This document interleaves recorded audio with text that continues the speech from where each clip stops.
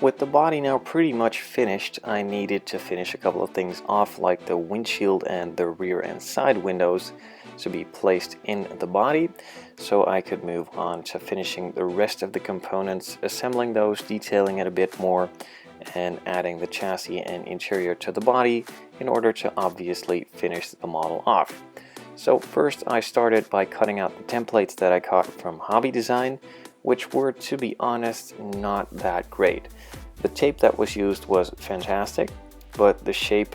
and the size was not really accurate to the windshield itself, so it was a bit too big and did not really cover what it needed to cover. It covered something extra as well, which didn't really account for a fantastic surrounding around the window, but it was good enough and I did not really want to bother with fixing it, so I just moved on, painted it, and left it for what it was. So as you can see, I just cut one half of the masking or the backing off, placed it, and then removed the other half of the backing to place the remaining piece of the tape. And this I will show again in a bit more detail for the rear window. So I took half of the masking off, cut the half of the backing off, and then carefully placed it on the window with the side that still had the backing on it, so I could move it around and place it where I wanted it to be, and then stuck the other half down, removed the backing, and stuck the second half to the window as well to finish that off. And with that done, I made sure it was properly in place all the way down so the paint wouldn't seep through it, and then I added some Vallejo flat black to it with a brush in about 2 coats to cover it fully, letting it dry for about 15 minutes in between coats.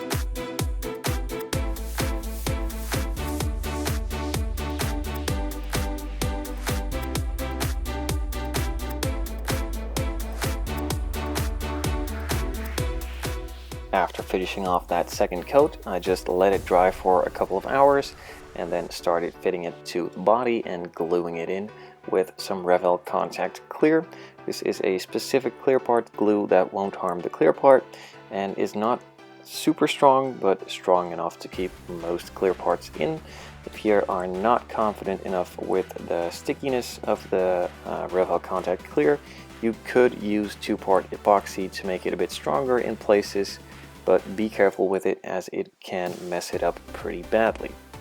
So here we go, just put it in place, apply some of the glue around it, and let it set for a couple of hours before moving on to the rest of the components in handling the body and finishing that off in those details. So with that just all drying, I moved back to the interior, which needed some flocking for the carpet, and that's the first thing I did next. So first I just added some Humbrol black to it. This is a really slow drying paint, and it really seems to seep up that flocking really well and makes it stick really well to the parts, and which is in my case a good property for that paint. Otherwise I don't use that paint for anything other than applying the flocking to the parts. Did the first half, the second half got the same treatment, and then finally I did the third part on the back.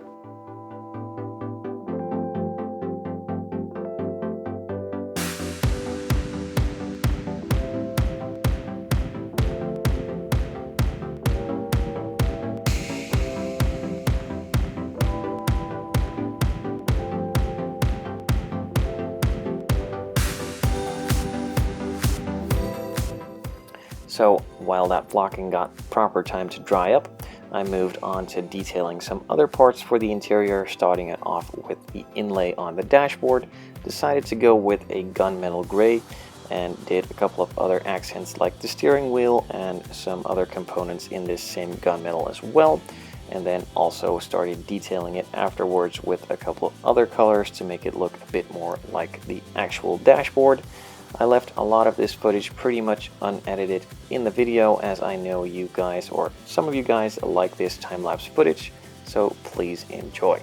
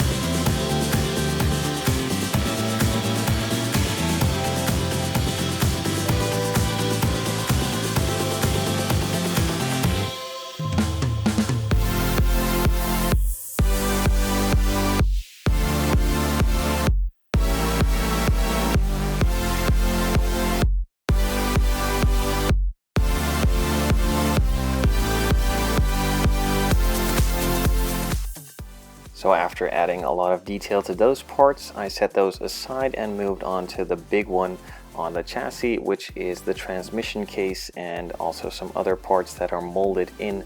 to the chassis. These first got painted with some silver, and later on in a next video probably I will show you how I highlighted or made it look a bit more dirty with some Tamiya smoke, just to highlight the higher areas and give the